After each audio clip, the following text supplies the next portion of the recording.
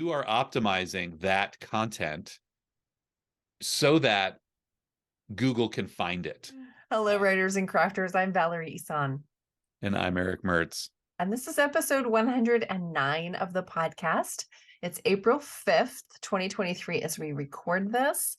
And our main topic today is SEO, which is part 2 in our Marketing That You Own series.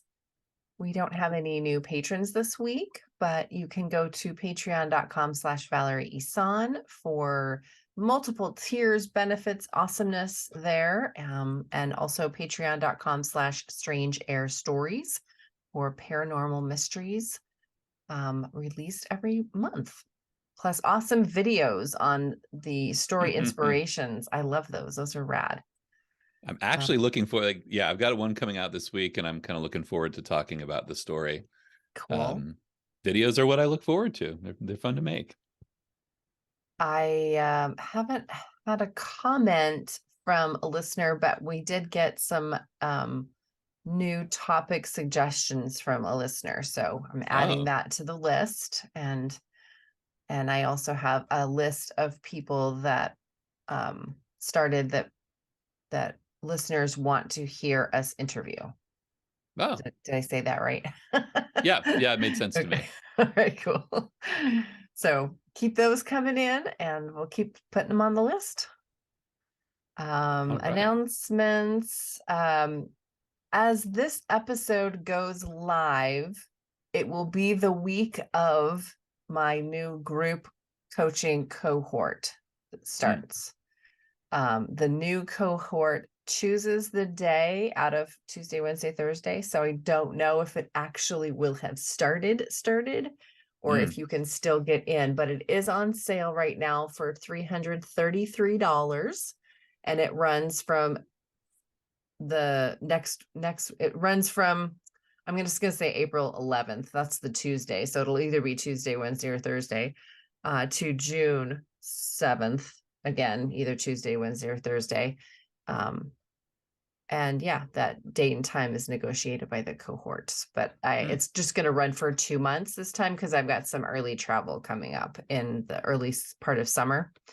So I can't do the full 3-month cohort this time. So that's why I have the discount. So if you want to check that out, it's valerieisan.com/shopping/group.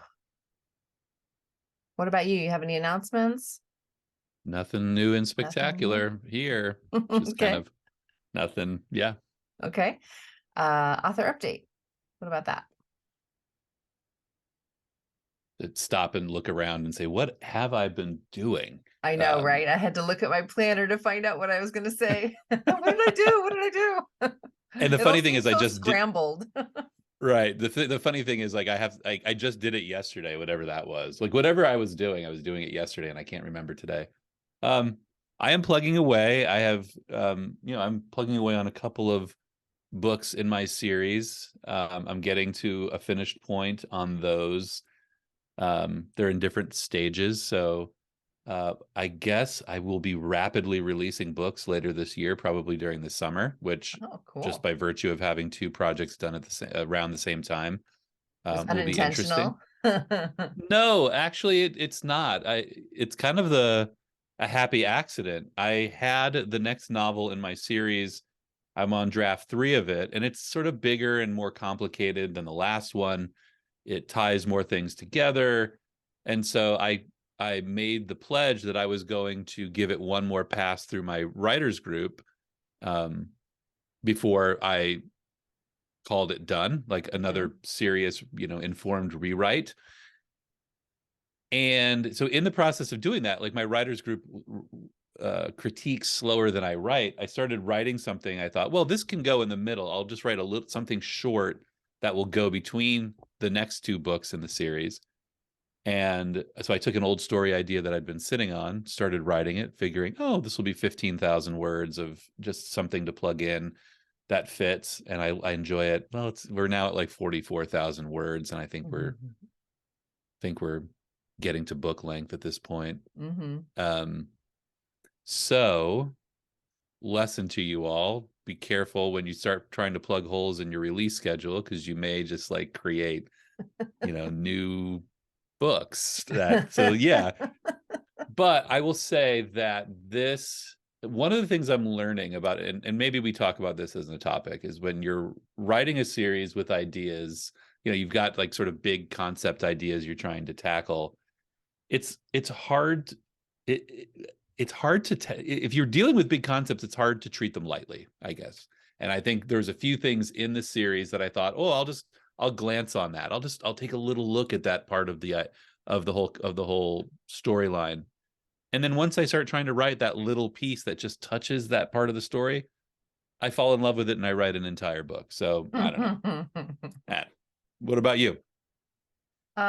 Strangely, I attended this Passion Planner quarterly check-in meeting on Thursday, which was March 30th, as we're recording this. And so it was, the reason I brought that up was because normally I do monthly reviews. And so I did the quarterly review before I did the monthly review for March.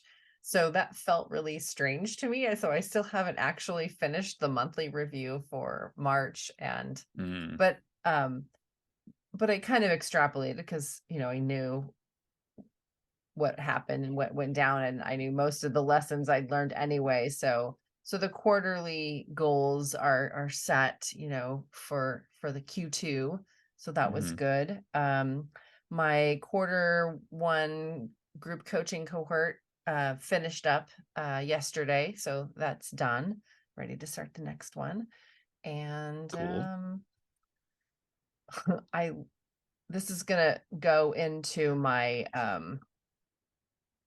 reading update, I guess. But I did a bunch of knitting Oh, because I was interesting. listening to an audiobook and I couldn't stop listening to the audiobook. So I did like 9 hours of straight knitting and listening to this audiobook over the weekend because I couldn't stop listening to the audiobook. That's funny. So the audiobook that I just finished was called The Writing Retreat by Julia Bartz. It's a thriller. It's really chilling, actually. So after I finished listening to the audiobook, which was late into the evening for me, it was like 10:30 or 11 or something. So it was late for me. And that's like my max. Like I really need to get to bed right around that, or I start feeling really crappy.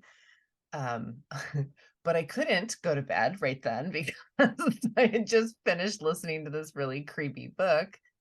And my husband was out of town, so it was just me and the dogs and noises in the dark, so I ended up having to watch like 3 episodes of Schitt's Creek just to sort of like cleanse the palate. I mean, I loved the book, but it was like, I can't sleep now. So so I got a That's whole bunch funny. of knitting done. But I think there's the title of your thriller, like me, the dogs, and noises in the dark. Like Yeah. there you, right there. Ooh.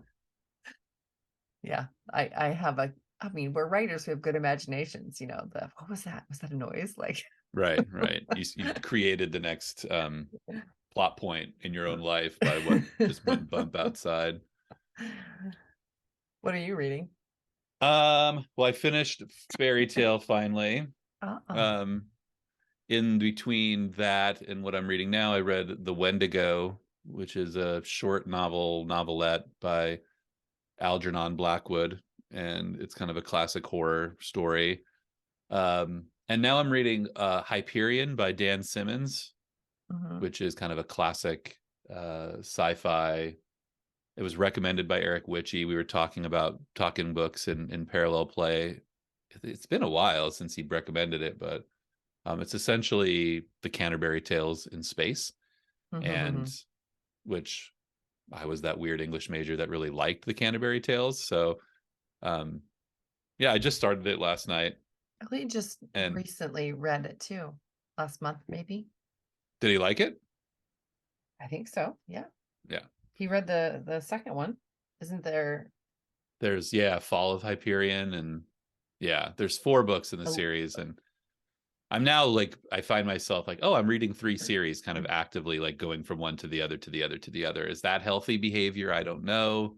I think it's better than reading the whole series altogether, personally. Like I can't do the binge, read 21 books in order of the series. Like it just would get way too bored. So I would, if I were reading series, which occasionally I do, but if I had 3 series that I were reading, I think that's the way I would do it. That's how you do One, it. one, one, two, two, two, three, three, three, because then I would like not start getting bored with the characters. I'd be in the different But that's stories. a sign of a good series where you're not bored with the characters, right? You'd be Well, I think that's just my maybe. personality. I Oh, don't think right. it has anything to do with the quality of the writing or the story or the characters. I think it's just, okay, that was really great. Like when you have coffee with a friend and you talk for, an hour or two, and you're like, all right, it's time to move on to the next thing. But like if I'm at my dad's Right. house, he wants me to stay the night. And if I'm not there for like 8 hours, he's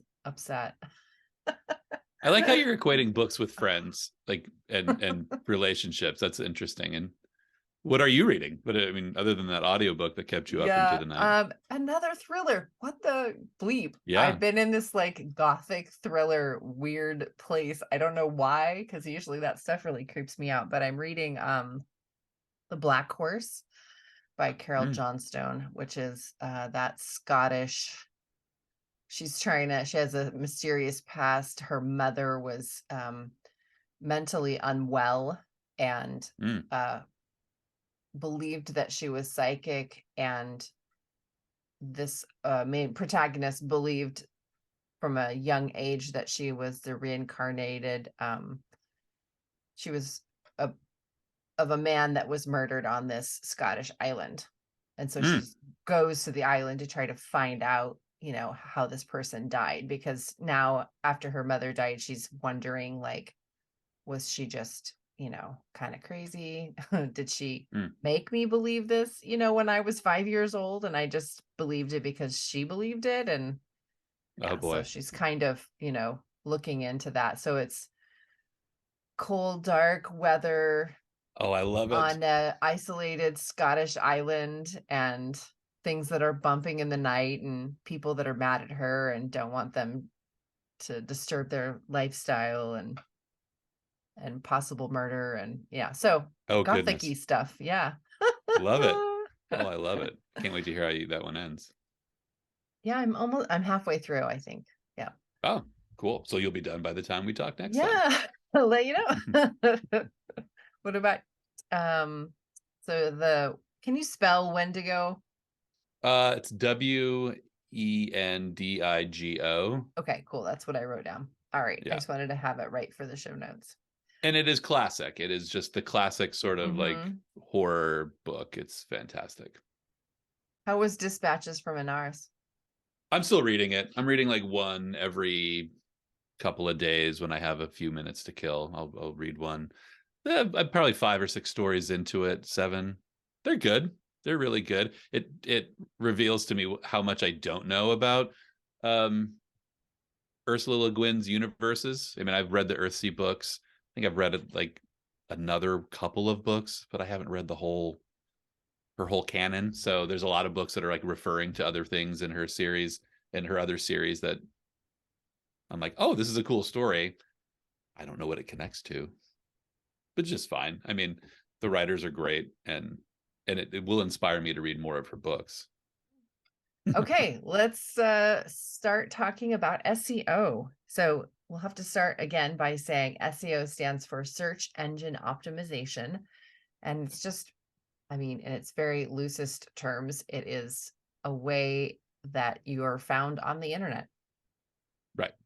So I have a strong feeling you will be taking the lead in this conversation, and I'll just be asking you a bunch of questions because I don't know a lot about it. And I know that you hired somebody to help you optimize that SEO Right. on your own website. So Yep.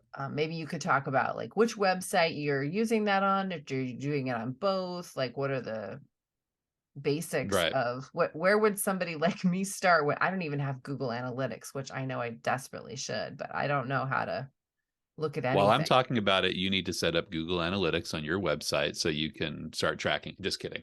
I'm not going to do it while you're talking. I'm going to be taking notes. So Google Analytics, Google Right. Analytics. So I've really like, I love this topic, but I've also, I think, spent the last 2 days knowing we're going to talk about this, like trying to figure out what the best way to approach it is. And this is kind of where I came to. So search engine optimization is like, we have to break down what that term means. Like search engine is Google, right? Mhm. Google essentially, when you enter a term in Google, let's just say fiction editor, science fiction, right? You're looking for a science fiction editor. That would be the term. Google, when you enter that, Google will take the millions and billions of websites, web pages that are out there, and it scans those, essentially scans those pages to figure out what page is the most likely going to give this person what they're looking for. So search engine optimization is tailoring the content on your website or any page that you, any page on your website, any page that you put up, because that counts for YouTube pages, YouTube videos. It counts for, actually also kind of counts for your Amazon pages as well. That's just basically a search engine. So I just want to interrupt and ask, so YouTube pages as in like the written content that's on your channel page, or are you talking about it also trolls for voice? Well, that I don't understand the voice, sort of the voice. There is some talk of whether or not um, the Google has an algorithm, right, where it, like, how it prioritizes elements on a page and how it ranks them to push things to the top. There is, but basically when you put up a YouTube video, that's essentially a page that has all the content that you write on that. When you'll write, hey, this is a Oh, writer the description podcast, part. Okay. right? Hmm. um, so the optimization part is when you're building a web page, again, any page, whether that's the front page of your website or it's an individual blog on your website, you you are optimizing that content so that Google can find it. If you're a science fiction editor, and that's the business you want to be in, then you are going to tailor the content on your website for that, because that's a search term that uh and I don't know the analytics. This is why you need Google Analytics, because it will tell you what terms are searchable. But if there's 10,000 people every month searching for science fiction editor, you want to make sure that your content rises to the top of the Google search term that you're trying to market yourself in. So when you're, and really when it comes, what SEO is about is your site is a whole, your site is sort of the whole newspaper. Hmm. Think of it in journalism terms, old school journalism newspaper terms. And each section or each page is what you're trying to optimize. So I optimize my business pages. I spend a lot of time doing it. I write a blog every week for my website, and I derive the subjects of those blogs out of Google search terms that I haven't used. So I will go in, I will use Google Analytics or Google AdWords or any of um, those tools, and I'll find what's a hot search term. What are people searching for right now? For example, right now, AI writing, like, what is AI? What is AI doing? It's a huge topic. It's It's huge. actually It's everywhere. I'm kind of like blocking it out 9,000 a little bit. in the last 3 months. That term has been searched 9,000 times more than it was 3 months ago. Like, that's how Wow. hot that topic is. So for me, as a person who's writing about writing, I have to have content now that capitalizes on that because people are searching for it. Hmm. Okay. So then I know, like, I just wrote a blog for my website called What Can AI Writing Do? Right. Because what I found, the search term that works was, what can AI writing do? It's a huge topic, right? So now I have a blog on my site, or I will when my site comes up again. I'm adding new content, that is the search term. So the next time someone is asking that question, enters it into Google, I will then be hopefully one of the top websites with that answer.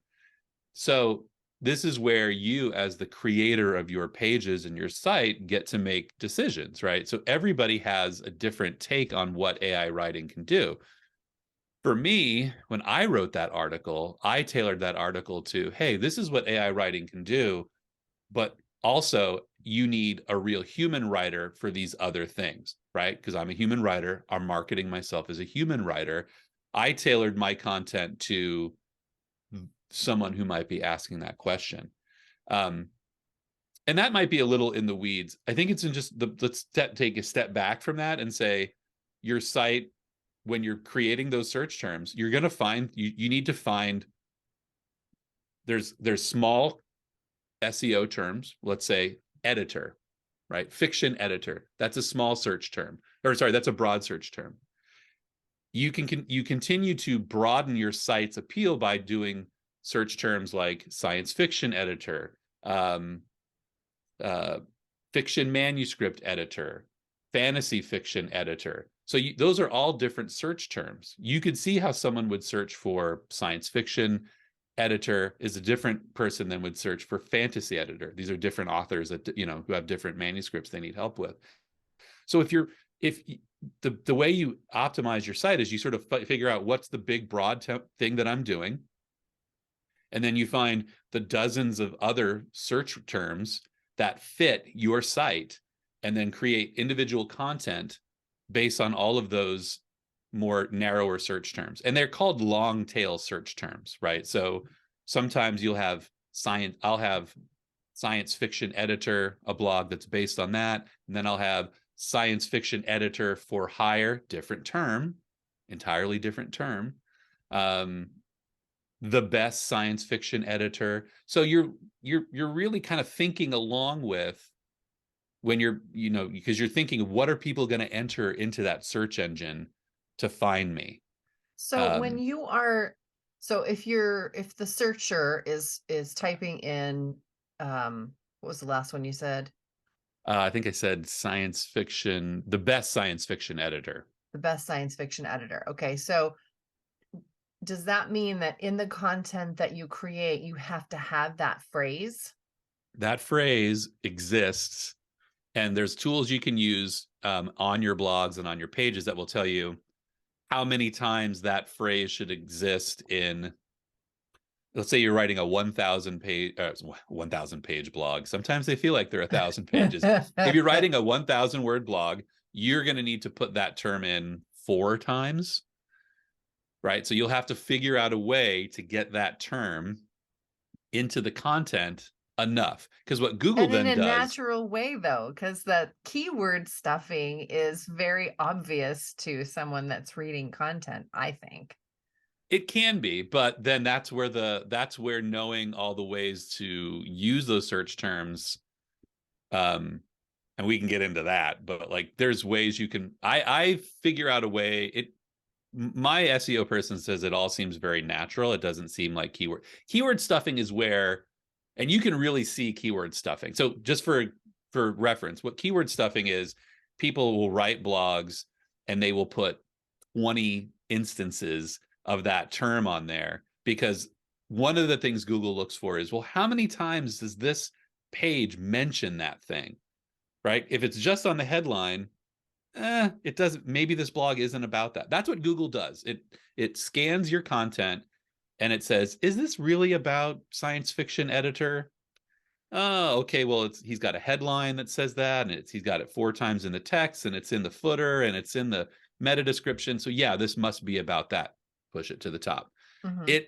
It finds those keyword stuffed articles, and it will push them down. There's actually tools that you can implement on your site that will tell you whether or not you've overdone it. Like, you need to remove some instances of those And what keywords. tool is that? Is that a part of the Google Analytics?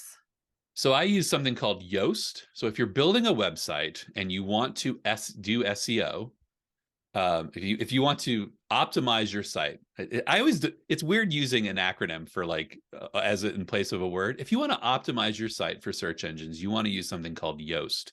And what YOST does is it's something that it attaches itself to your site to each page as you create it, and it basically gives you red lights and green lights for certain elements of SEO. It'll say, you need to put that in the headline, or you've put it in too many times, or you've used this phrase before. It does all that thinking for you Okay. so that you're able to naturally fill that stuff in.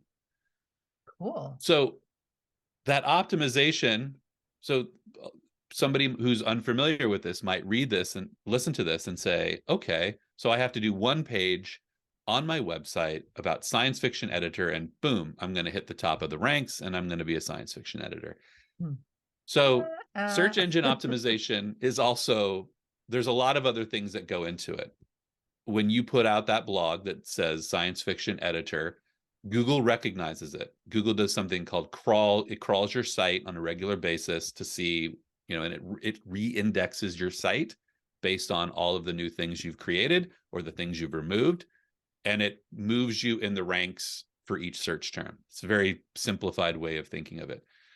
You can't, it's not realistic on a site with one page to rank for that keyword because you're just one site with one page with one keyword. What pushes your site up is when you rank for multiple related keywords. So, editor, we're using that as an example. You're going to want to rank for fiction editor, nonfiction editor, science fiction editor, literary fiction editor. You want to be Google will group those terms, and it understands that people who are writing will, they're going to be drawing from this pool, and the more words from that pool you are using, the more likely you are to be found for any one of those terms. So individual pages are what you need, but you need an array of individual pages in order to start ranking. So anecdotally, for me, my site launched in 2011. I didn't get probably my first job through my site until 2012, but all the while I was creating content. It mhm. really wasn't until about 2017 before I had a real, like, I could really count on my website for a bulk of my work. Now, there's a lot of things I could have done differently. I wasn't exactly, strategically targeting keywords, and I wasn't working with anybody. But for someone starting out now, the key is, understand your market, get tools. You need Google Analytics and you need Google AdWords and something like Yoast. And from there, you can strategize and see what terms are trending, what terms have a large search volume. That's what things like Google Analytics do for you, or Google AdWords and Analytics do for you. It'll say, there might be 1,000 people searching for science fiction editor every month, but there might be 10,000 people searching for best science fiction editor. So you would want to prioritize, well, more people are searching for this term, do that blog first, and then work your way down, get to the, work from the bigger keywords down to the smaller keywords. And after, I think after a few, a dozen or 2 dozen pages of, of having like targeted content, you start to push yourself up in the ranks. And that's what Google Analytics will do. It will show you where you're ranking, what you're ranking for.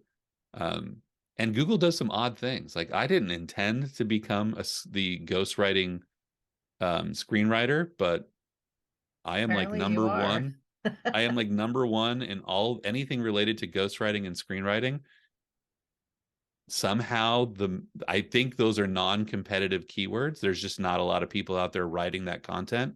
So Mhm. as I was writing that content, because Google recognized there's nobody else writing this stuff, but people are searching for it, give them to him. And so it's a bit of marketing. There's a lot of strategy that goes into it. One of the things I think for a new website person that is really that why I think just getting into the SEO side of things early is why it's important, is it will help you come up with topics.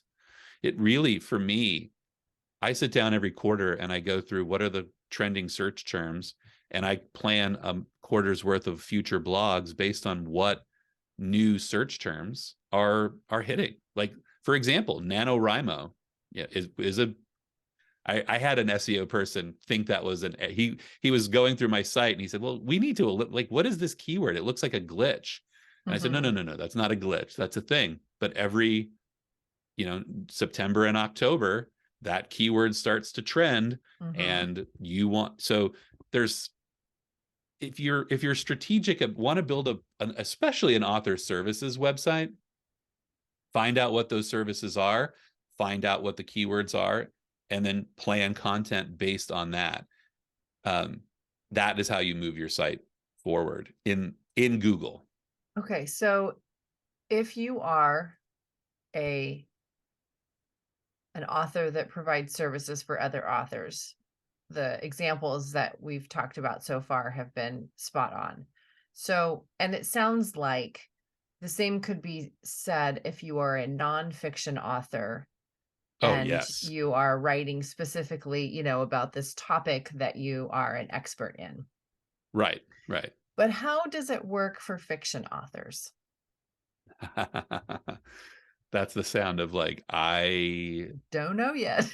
well, I do and I don't. So this actually leads us into sort of a bigger topic, right? One of the bigger topics in SEO, and that is what are competitive keywords and what are not competitive. And I touched on it before, but so that brings to the topic of what keywords, like attainable keywords versus more difficult keywords for you to rank in. I have on my side, I have keywords in blogs for Mhm. ghostwriting. Those are very competitive. There's a lot of people that are trying to get to those keywords. I am more profitable as a business when I target things like best ghostwriter for hire, Portland, Oregon, because that's a narrower keyword. There's fewer people searching for it, and so it's less competitive. So one of the things that they teach you to do as a writer, as a SEO writer, is take the low hanging fruit, get the stuff you can easily optimize. Now, this is the way to say, as an author, if you like, think about mystery, if you're a mystery author, right? Um, mystery author is a really going to be a really competitive term. I can name 100 mystery authors and then probably 100 more, right? There's so many of them. You're Mhm. not going to, very likely you're not going to outrank someone like, I don't know, I just said I could name 100 of them and now I'm blanking on one. Like, you're not gonna beat Harlan Coben or Robert Dugani or any, and those aren't Mhm. even huge ones, right? Mhm. So you can build an author site hitting on those trying to hit on those large keywords, and that isn't probably, you're probably not going to rank for mystery author. What an author might want to do is try to find that granular niche that maybe is them. Like, I I am not optimizing my author site yet. I'm not working on that currently. When I do, I'm gonna start branding myself as an Oregon City author. Um, and partly because I'm moving to Oregon City soon. I'll be moving there within the next year, likely. But it's also less competitive than Portland author, less Mhm. competitive than. So it becomes about branding. I think when you're talking about an author, you're going to want mystery author. You're going to want mystery author and location as keywords that you're using. Those can't hurt you, but don't be surprised that when you look at the ranks for mystery author, if you're not in the top 100, find the granular things, books about haunted towns, book. And so books about haunted towns. Now you can write, here are my 10 favorite books about haunted towns. Oh, and by the way, I write about haunted towns. Mhm. Here you go. And I think that that's where the marketing becomes like, it's less about attracting people directly to buying the book, but it's more about, who you are as an author, the author experience. I think you have to think a little more broadly. This is why I think a lot of people do really well with, like, as booktubers, bloggers and those kind of things is they're marketing their books through the content that their books are associated with. Because you can't, again, you couldn't put like a romance author, you're never going to rank for that. But if you are, small town romance authors, best small town romance authors, and that's what you write, then you can start to draw that that traffic. Because again, Google's whole objective is you are the customer, and it is trying to figure out, if I'm looking for mystery author, what's the most appropriate mystery author? What am I likely looking for? Not a guy living in Portland who's got 2 or 3 books on Amazon, however good they might be. It's going to take like the biggest fish in that pond and try to put it in front of you. And so if you're not the biggest, if you're not the biggest fish, be the best small fish. Ooh, be the best small fish. I like that. Be the best small fish. This sounds very much like Amazon keywords and categories and trying to find the niche. You can't just put, grief memoir in the title. Right. You have to really narrow it down to grief memoir for women, grief memoir for teens. And look, Amazon's just a search engine. That's all it really is. It's just a search engine targeting products that Amazon sells. When you create a page for your book on Amazon, you would treat it the same way you'd treat a page in Google. You're going to want to optimize what are those terms. You're going to want to create, and you can use Kindlepreneur. You can even use Google Analytics for that as well, because there is some crossover between Google Analytics, Google searches and Amazon. So yeah, I mean, really search, if you think about any activity you're doing online, it's a lot. You're engaging a lot with search engines. You're asking these, I mean, Google's the biggest one, but you may use Bing, you may use Yahoo. If you do, I'm sorry, Yahoo's kind of a dead, kind of dead. But if you're using any of those things, like, you are basically, conceptualize what you're doing as you're asking Google a question and Google is providing you an answer. You just have to, as the creator of content, answer what you anticipate that question to be. I want to go into the weeds a teeny bit and really fast as we close, because I think that this is all fantastic information. And like, how do I mean, we've talked about how to put it into practice. You've talked how to do that, but I kind of want to take it another step. And you hinted about, like, every quarter you go through something and you look for the trending search terms and you plan your quarter of blog topics. So are there any other like really strategic tips like that? Like, what is your process?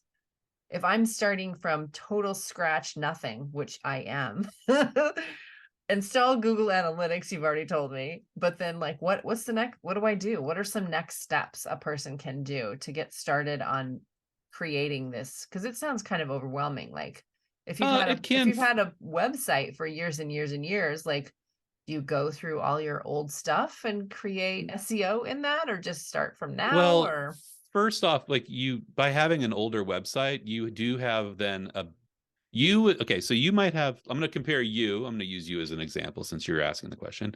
You versus the person starting today. The person starting today might start with more optimized content. They might get their first 10 blogs out the door completely optimized and perfect. You might have a 10-year-old site with some older content that's not optimized. And actually, site age has a lot to do with what Google prioritizes, because Google will look at your site and say, oh, this site's been around for 10 years. This site's been around for 10 months. This one still has an edge. This one's been in business longer. It does that sort of old school, like, hey, it's been here forever. Let's go there. And I think that's important because all of that, my SEO, I'm going to channel some SEO consultants of the past. It is probably best for you to just start that habit today, and not to look back at that other stuff, because that other stuff, whatever search terms you are using, you used in there, whatever Google's using to rank you, I wouldn't mess with that because it's already doing something. And every consultant I ever worked with said, let's get 10 fresh blogs on the site with really fresh content and let that other stuff do what it's doing. Once you've built that new stuff up, you can go back and retarget it. Republishing blogs does count as new content. It's just probably not your best use of time. If I were in your situation, what I would do is I would do some brainstorming, some planning on what are the search terms people, what do I want people to find me for? That's what my consultant and I are doing right now. She says, really, what do you want to rank for in 6 months? And so we've created a ranking list of like, and I rank them by what are the highest paying jobs. So I would come up with, here are the 5 things I want people to find me for. Let's say it might be, author consultation, fiction editing, nonfiction editing, book layout, and ghostwriting. I mean, I know those aren't your terms. So let's say those were your 5. I would take each of those terms and I would put them into AdWords or Keyword Planner, which are other Google tools. And when you put in a very general term like fiction editing into AdWords or Keyword Planner, what Google will spit out is, well, you said this. Here are 50 other keywords that sort of fit that term that you might want to consider. And it ranks them by search, how much they're searched, how competitive they are. So I would take that broad search, whatever it is, let Google give you the 50 keywords that fit that, and I would rank them by how competitive they are. I would start with the lowest competitive terms and write a blog a week based on starting with the lower competitive terms. And when I say lower competitive, like there's going to be terms in there that just make no sense. Like it'll be ghostwriter movie. Like there was a movie that called Ghostwriter years ago.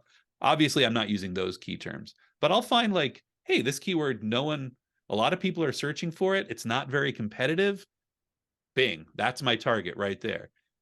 And you can also, it'll also tell you how much it costs to run an ad for that keyword. And if you ever want to run ads, you can start to use, gives you how to strategize that. Let's say memoir consultant right there. It'll probably give you 15 to 20 words. Choose the ones that make the most sense and start writing those. I do things also I have 5 or 6 things that I seek ranking for. And I try to do a blog I try to do them in, like, I don't do all screenwriting 1 month so I do one on screenwriting, I don't know if that has anything to do with it. I still think of myself like a newspaper where I don't want to put out 10 articles on the same thing in 10 weeks. But that's how you do it. I would just start where you are now and consider it fresh. And Google responds to the newest stuff first. So you might have 20 blah blogs, but if you then add 20 great ones on top of it, it looks at where you're going. And there's a lot of other ways to play with that SEO tool, but these are the basics. It really starts with the content you have on your site. Everything else you do, like blog swapping, like backlinking, all those other more technical things, you can't do without content. So, and you want that content to rank. And this is how you do it. It all starts with content. Yeah. So like there's further strategies for SEO that's beyond the page. But you can't do those without stuff to link to. You can't, you have to have content to then broaden your SEO appeal. And we could always talk about what those things are as well. Like this is why people swap blogs, or this is why people, want links to things. So there's some importance there, but for the most part, you got to get your content straight. So is there any way to provide, how do I say this? What other content can you provide to get popped up in the Google search engine ranking besides a blog post? So you want Okay. So let's say for every blog you put out, you add pictures. You give pictures keywords as well. And you can rank for this is I just learned this. I'm passing along some knowledge that's new to me. You could rank for an article for a keyword, and you can also rank for a image for a keyword, which as we become more visual, right, we want, like, people will search an image search for something, and that gets you to the top of that rank. If you have a video, let's say you take this video right now and you post it on YouTube, and then you optimize it. I would optimize it with SEO for authors. That would be probably the keyword that I would use it for. Put it on your site, use that. This will also rank too. Like, so you could potentially, out of one blog that posts this podcast, rank for an image, the content, and the video. And all of that, Google is like, oh my gosh, this site provides all of this stuff.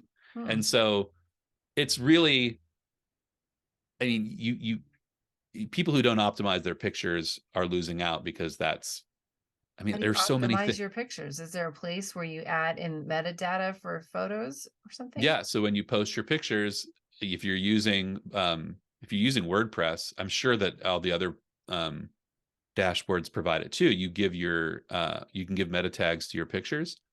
You can give yeah, all that meta tagging is really important. There's also some like keywords that you can put in your term, that you can put in that that will rank it for that rank it amongst images and will rank it amongst articles.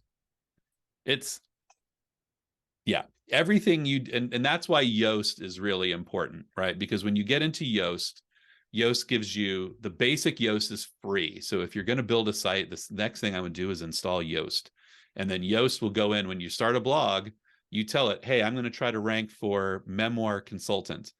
And then it'll start to tell you, well, you don't have, it doesn't appear enough, and it's not in the headline, and there's no images, and those images aren't tagged. So it gives you a basic checklist that after a while becomes like second nature. When you build a blog, it becomes, yes, Yoast just guides you on how to do it, and you never really have to overthink it. Okay, so the top 3 things to do to optimize your content for SEO is number 1, install Google Analytics on your website. Number 2, install Yoast Yeah. on your website. And then 3, brainstorm for those search terms. And then Yes. take each Use term those and tools. yeah. Use the tools to find the keywords, and it'll start to make, once you look at it, it'll make sense. You'll give it a term, it spits out, 50% of the terms are great, 50% of the terms don't make sense. So you take the ones that make sense and just, figure out. And it's easy to see. You can see where a lot of people are searching for this and not a lot of people are posting about it. It That's what sounds you like want to do. exactly like what Publisher Rocket does, but for Yes. Yeah. book, instead of just all of Google.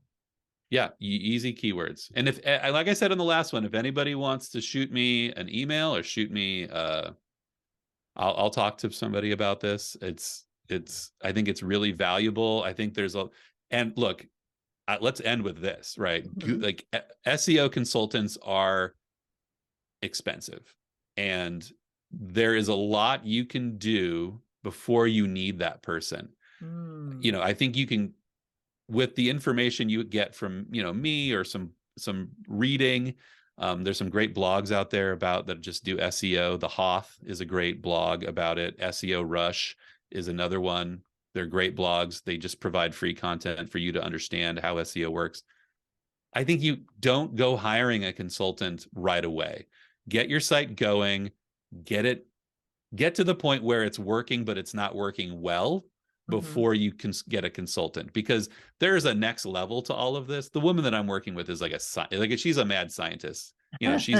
She gave me some keywords and like that I hadn't even thought of. And the strategy she's using is different than I understand.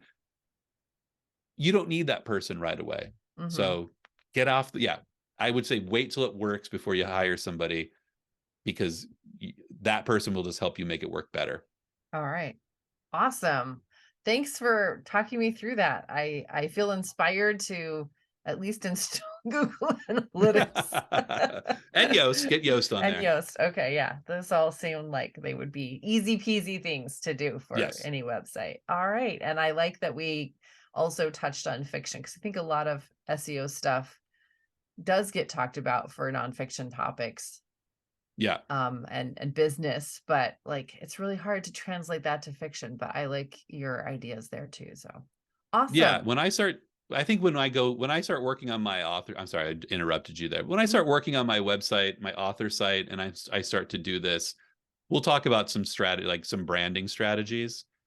Because I Mhm. think when you're selling a product, it's easy. You're branding yourself as the salesperson of this product. That's an easier marketing. But as an author, yeah, it's like, how do I do this? Books All about right. dogs, you know. So next week we are going to be talking about marketing from the ground up, kind of like taking all of these pieces and I don't know, kind of like a game plan, it sounds like.